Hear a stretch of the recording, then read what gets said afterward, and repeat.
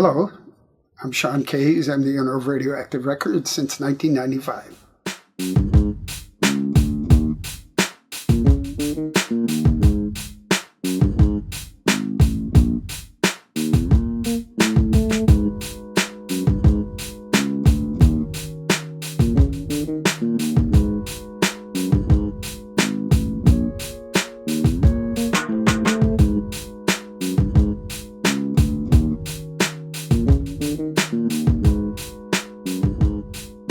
Record business is something I've been interested in since I was probably 10, 12 years old. I started collecting records then, and by the time I was in my mid-20s, I had a collection of about 3,500 records, which is really too many records for anybody to own. I had gone back to university in 1988 and started working on my master's degree with the intention of teaching. Unfortunately, when I got behind a blackboard and in front of a bunch of students, I decided that teaching wasn't for me. So after putting all that work to get a master's degree, I needed to find a job. Anyway, one day I walked into a CD shop and started talking to the owner about what it might cost to get a business like that open. And it turned out he had just taken a second rental space and was looking for a partner to open a second location. Like the impetuous fool that I am, I jumped right in with both feet. We signed a partnership deal within a month, and we opened the second location within 3 months. The partnership lasted maybe 8 months. We separated mostly amicably. I opened my first solo shop on Atlantic Boulevard. That was called the CD Collector. I only had one employee at the time, Paul, and I had maybe 800, 900 records in stock. And every day I noticed that more and more people were walking past 20,000 CDs to shop through 800 records. It started to occur to me that we needed to buy more vinyl. Well, one day when I was loading the needle onto a record, these two 15-year-old skate punks came in the store. And when he saw the needle going down on the record, it was like he was watching a spaceship. It's like, holy man, that's how you do that? I was like, yeah, I'm just playing a record, man. At that day, I turned to Paul and said, Paul, we're going vinyl. We're going to start buying all the vinyl records we can buy. Lo and behold, 4 years later, 2006 is the date they designate as the beginning of the vinyl revival. So I guess I was about 3 or 4 years ahead of that.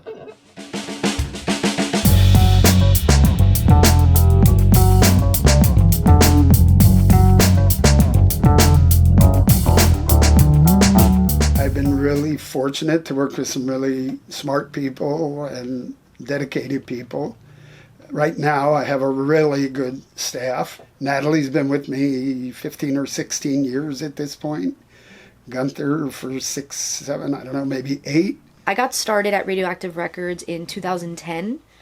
I had just moved to Broward for a job at Revolution Live, the concert venue. I pretty much would frequent Radioactive at our old location by the Gateway. Wasn't collecting records or anything around that time. I just kind of wanted to hang out in a cool atmosphere. So I would frequent it all the time, 4 to 5 days a week. And eventually the manager at the time and Sean met me, and they pretty much just offered me a job, and I started with online sales and then worked my way up. I was a customer here from, I want to say 2013 onwards, so almost 10 years ago as of this, that I've been here at this business. I started helping out in the fall of 2016 with Record Store Day events, namely their Black Friday event. I was out of college, I was between jobs. I started helping out here, just doing very busy work, you can say. I went full-time a lot sooner than I ever anticipated I would. It's been a pretty long, unexpected tenure here. Sean is fantastic. Sean is a human encyclopedia of music. So all the little facts that I know about records and album covers and little nuances of everything, Sean has taught me. He is fantastic and has lived an incredible life. And Sean is definitely, I would say he's the most laid back one. The business owner, he's back here a lot, so he's handling all the behind the scenes stuff. Gunther is great. Gunther actually came to us. We hired Gunther at a pivotal time in the shop's lifeline. So when I got hired, it was very soon after I started here part-time. It was a management change, more or less. We were just coming out of a really tragic thing that happened to us from a previous manager that was working with us that pretty much almost took the business down. The manager called me on the phone and was just like kind of frantic and was telling me how he had quit or been let go of. I don't really remember the verbiage at the time because it was like a hysterical phone call. And I was trying to just wrap my mind around what was going on. And then as I was on the phone with him, Sean called me on the other line. And I'm like, oh, I guess I should answer this. So I was like, hold on. And then I pick up the phone and it's Sean. And Sean is just hysterically pissed off. Our relationship started to get contentious when he began to treat me like the employee and himself as owner or manager of the shop who had authority over me. And then I discovered that product was disappearing and cash was disappearing. We realized there were so many unpaid invoices and accounts that were just gone, or not gone, but they just weren't kept up with. The way it works is a label gives you a line of credit, and once you have a good in, you can get whatever you want, and you just, they trust you to pay it back. It's kind of like a credit card or a loan. So all this product that was essentially supposed to be in the shop wasn't. So that was one avenue of how we knew that something was happening. We also started realizing that record buys were being gone on. Only half of that collection would come into the shop. So we started realizing that once this person opened a shop 3 months later, I mean, I'm not a great mathematician, but you don't sign a lease and stock an entire new record shop in 3 months with no inventory. You do the math and you put 2 and 2 together and you realize that that product was being taken and put in somewhere else. So that was already planned. That was premeditated. And I don't know if they were just caught too soon and they were just going to go for broke or what the situation was, but we know 100% that that's essentially what was happening. I had to make the very difficult choice to fire him. I say difficult because I had kind of backed off my full-time involvement with the shop and had turned things over to him. So when I knew I had to fire him, I knew I had to jump back in with both feet.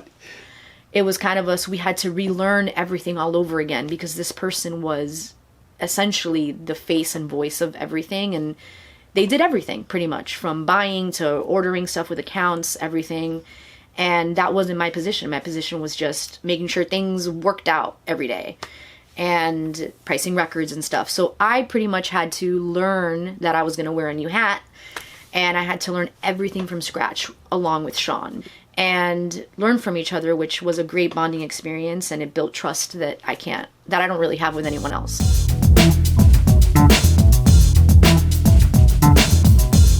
In the 27 years we've had the shop, we've had 4 different locations, excluding the one with my first partner, Chris, on Young Circle.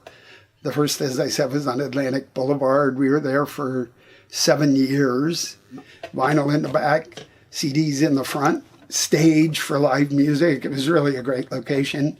Unfortunately, it turned out that the landlord was a psycho, and he started making all kinds of demands on me for more money and what I had to do to stay in the space. So it was time to move again, and we moved to the 845 North Federal Highway location, just a block south of Sunrise, a mile north of downtown. And it was a tight crew. It was only about 3 of us that moved the entire shop, and it took 3 days to move everything. It was totally disorganized, but we were able to actually get everything into the Sunrise location, the 845 North Federal that we just moved from. Thousands of cars streaming by every day. It was a great place for us to grow the business. We were there for 11 years when the developer who bought the Sears shopping center leased the big parking lot south of Sears to a parking company who decided $4 an hour for parking was a fair rate. it didn't work for us, so it was time to move again. That move was especially really, really emotional for me because it was the one place where I actually found my bearings with the shop. It's been hit a little more personal for me. The old, it's weird calling it the old location still. That location to me is where I got into vinyl. It's where I essentially became a collector. It's the location where my eyes were open to so many new bands and artists and genres of music. I forget who said it, but somebody said going on vacation and coming home is like a flood. Well, moving is like a fire. It's just very traumatic and so much work. You have to weed out stuff, get rid of a bunch of stuff that had been in boxes and crates under the bins that we weren't even sure what some of this stuff was. So it gave us time to thin out unnecessary stuff and to refine and kind of tighten up the inventory. There's painting and dealing with the city and all those things. We're so happy to be in this new location. We don't have cars zooming by at 45, 50 miles an hour or 100 a minute. So this is a place we're going to be for 5, 6, 7, 10 years. We'll see. More likely than not, our checkout counter will be right here. This seems like the most logical place for it. We'll merchandise like new arrivals product all the way down this wall from about here up to the top of the doorways or whatever.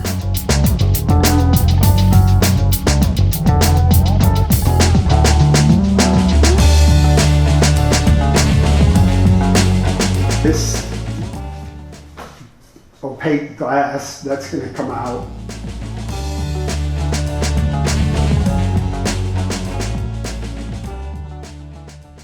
Which we will actually use. This is the upper side of that room, so that these two spaces will become one, which is, it's going to make it work a lot better than even though that glass looks cool.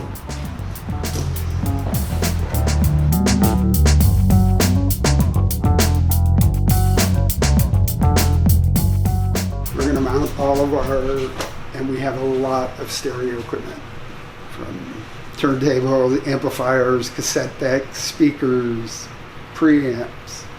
All that stuff is going to be modeled here with some way for people to listen to stuff. They can pull it right off the shelf and check it out.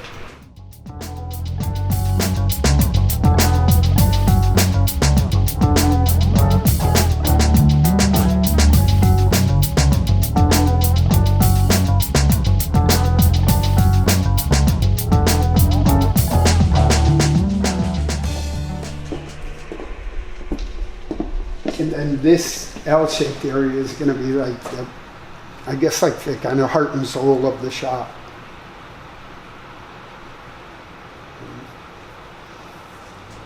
But we haven't figured it out.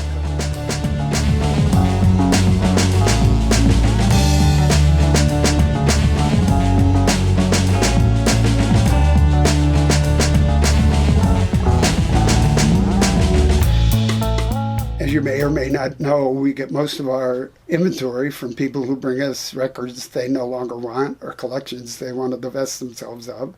Unfortunately, a lot of the collections we get are from people that pass away or just people that are getting divorces and they need money, or it's always kind of like a money thing, which is kind of sucks, but we're in charge of, I guess, giving the records a new home, which is, the silver lining. Most collections I can evaluate just by flipping through. We've climbed attics, and Sean and I have been on weird trailer park situations and hazard masks, all sorts of weird stuff. But pretty much what happens is we evaluate the record based on condition.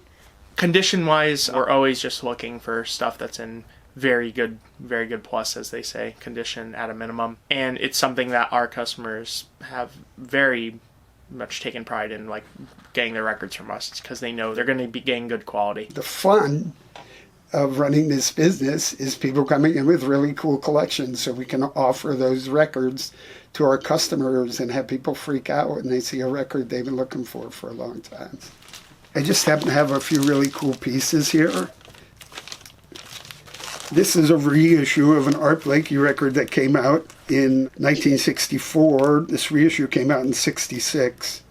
The original of this sells for maybe $300, but even this 2-year later reissue sells for $75. One of the ways you want to value records like this is beyond just the medium. As you can see, this 50 plus year old record cover is like in mint condition. Well, the record matches that. So somebody looking for this is likely going to be very happy to pay $75 for a 50-year-old record in prime condition. These next two, also jazz records. This is one of Nina Simone's most popular and most famous records. And this turns out to be a promotional copy of it, which they would have only sent to radio stations or sent to record shops. You know it's a promo because the promos had a gold label on this, on Phillips at that time. So we know this was a promo, probably given to a radio station. And again, this record's going on 60 years old in near perfect condition. Somebody's going to be happy to pay me that $140 for this.